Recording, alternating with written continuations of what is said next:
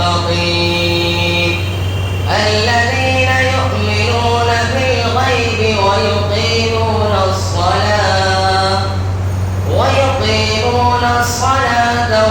ومما رزقناهم ينفقون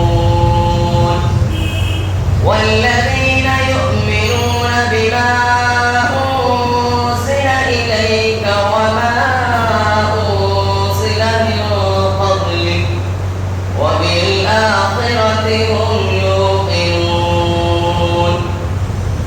أولئك على هدى من ربهم وأولئك هم المفلحون.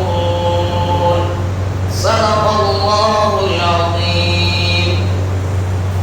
اللهم آنس وحشتي في قبري، اللهم ارحمني بالقرآن العظيم واجعله لي إماما ونورا وهدى ورحمة.